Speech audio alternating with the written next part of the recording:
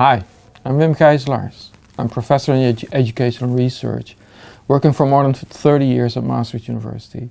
And today I want to talk about typical change management issues which are encountered by leaders and staff whenever they want to implement problem-based learning. So let's start wondering, why is it that some people consider problem-based learning as a good approach to most of the problems as discussed in literature? When you start looking at reports which have been published over the past few years, they all are saying that universities need to develop stronger approaches which deal with the changing and complex world. The other issue encountered is that we need to wonder on how we can prepare our graduates to deal with all those complexities. And as a consequence, they are calling for students who are skilled in terms of interpersonal competencies, dealing with complex issues, and getting a better understanding of other disciplines. Having said all this, it's no surprise that PBL seems to meet that call for change. And why? Because problem-based learning is about the group work, working students and preparing with them simple and complex problems, and it also has the capacity to use the full potential of new technologies. Now, having said this, as soon as you want to implement problem-based learning, no surprise, but teachers show their concerns about the necessary changes. And why is that? Because teachers start wondering about how can they remain in control about the learning process of students. They are facing the issues, how can I cover all my contents now that the initiative lies much more with students? A third is, how can I manage the whole process in terms of designing of the courses, assessing our students and helping them further in understanding content matter. And finally, it's all about them, because change comes on top of their high workload and they may feel uncertain because they have never worked in that kind of situation before. They are facing potential criticism from others and maybe they lack the skill to do so.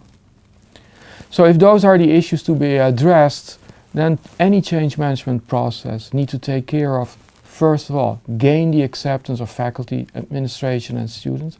And why? Because even students may feel uncertain about what is expected from them. Teachers may feel the same. They lack the skills to work with other groups. They are thinking in terms of how can I take care of covering all necessary contents?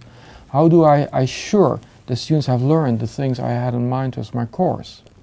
The other is that you need to make students and faculty accountable for the performance. You need to help them in working together with other disciplines. But as a problem is that teachers may feel like, PBL may work for the other disciplines, but surely not for mine. Another is that teachers may feel like I'm experiencing less autonomy in the problem-based learning approach as I had to use before. And I don't want to have less autonomy because I want to have the freedom to make my own choices. So sometimes it's experienced as someone is imposing them new technology or new pedagogies on them, yet they feel it as there is a lack of autonomy. And finally, it's all about assuring a positive learning climate.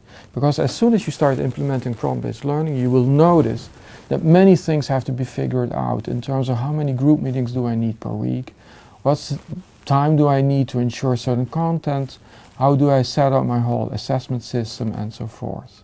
What are the most important lessons I've learned over the past? To give you an example from practice. When Maastricht University was founded and they started working in problem-based learning, they had to make decisions about group size. Should it be 7 students or more? Or maybe even less. How many meetings do I need per week? How should a course manual look like? How should I assess my students? And how many skills trainings are necessary to help students? So they went from one decision to another. And what we never noticed and what we were never quite aware was that while we were doing this, we were constantly doing research on what are the effects of what we are doing. And when other schools start to copy what we're doing, most of the time I experienced on my own work, they were just copying the artifacts of what we had worked on. And as a consequence, I noticed that many schools, even although they had implemented problem-based learning, the way it was done, we did it, they lacked the understanding of what they were doing. So the issue was, okay, so if you start implementing problem-based learning, what helps another school in doing the things we are doing and make it quite successful?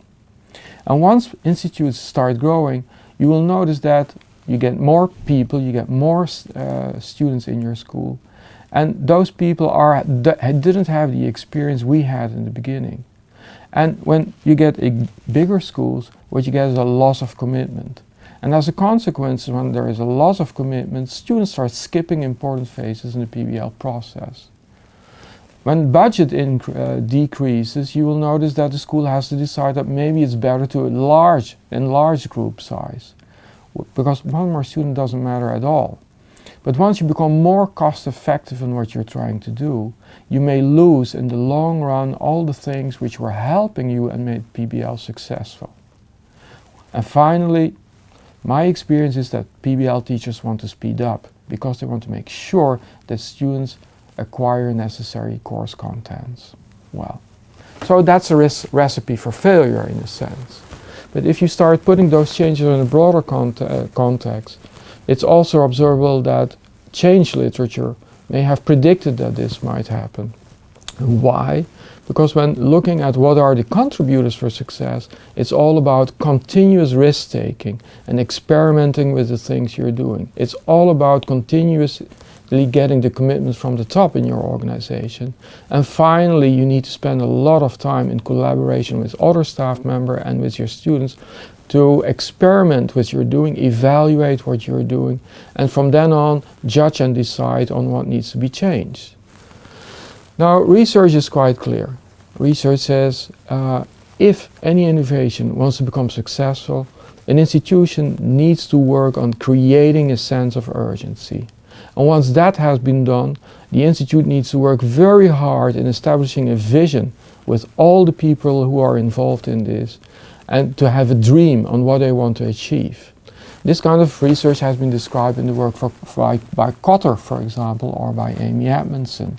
And yes, practice makes perfect, because all the recommendations you get in making the change happens is you should tool your staff and your students by training.